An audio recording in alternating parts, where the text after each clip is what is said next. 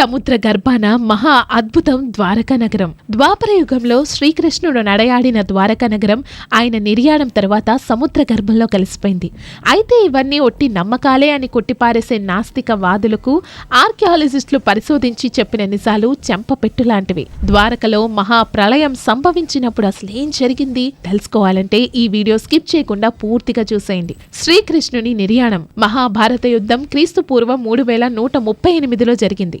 ఆ తర్వాత 36 ఏళ్లు శ్రీకృష్ణుడు ద్వారకలో నివసించాడు. కృష్ణుడు తర్వాత యాదవరాజులు పరస్పరం తమలో తామే కలహించుకోవడం వల్ల సామ్రాజ్యం పతనమైనట్లు చెబుతారు. యాదవ సామ్రాజ్యం పతనం తర్వాత శ్రీకృష్ణుడు నిర్యాణం చెందగానే సముద్రంలో భారీ ప్రళయం ఏర్పడి ద్వారకను ముంచెత్తినట్లు తెలుస్తుంది. ఆ రోజు అసలేం జరిగింది? ప్రళయానికి ముందు భారీ గాలులు వీచాయి. ప్రజల నివాసాల్లో మట్టి పాత్రలు వాటికవే పగిలిపోవడం మొదలయ్యాయి. భారీ విపత్తుకి ఇవన్నీ సంకేతాలని భావించిన శ్రీకృష్ణుడు అర్జునుని ద్వారకకు పిలిపించి ద్వారక సముద్రంలో మునిగిపోతుందని, ద్వారక ప్రజలను సురక్షిత ప్రాంతానికి తరలించాలని సూచించాడు. మహా ప్రళయానికి ప్రత్యక్ష సాక్షిగా అర్జునుడు ద్వారక ప్రజలను సంపదను వాహనాల్లోకెక్కించి సురక్షిత ప్రాంతాలకి తరలించారు. వారంతా అలా నగరాన్ని దాటగానే ఉగ్ర రూపం దాల్చిన సముద్రుడు ఉవ్వెత్తున ఎగసిపడుతూ క్షణాల్లో ద్వారక నగరాన్ని ముంచెత్తాడు. ఇదంతా ద్వారక ప్రజలు అర్జునుడు కళ్ళ ముందే జరిగింది. ఇది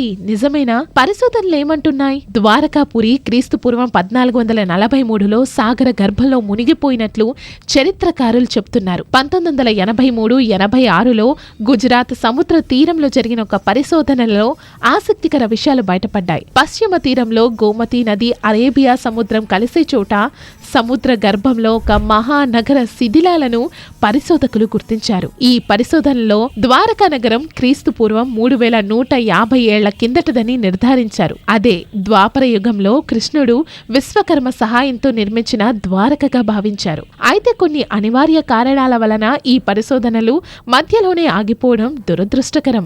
ఏదేమైనా ఒక మహోన్నత నగరం సముద్రం అడుగున ఇప్పటికీ చెక్కు చెదరకుండా ఉండడం నిజంగా అద్భుతం కదూ. ఇలాంటి మరిన్ని టెంపుల్ మిస్టరీస్ ఇంకో వీడియోలో చూద్దాం.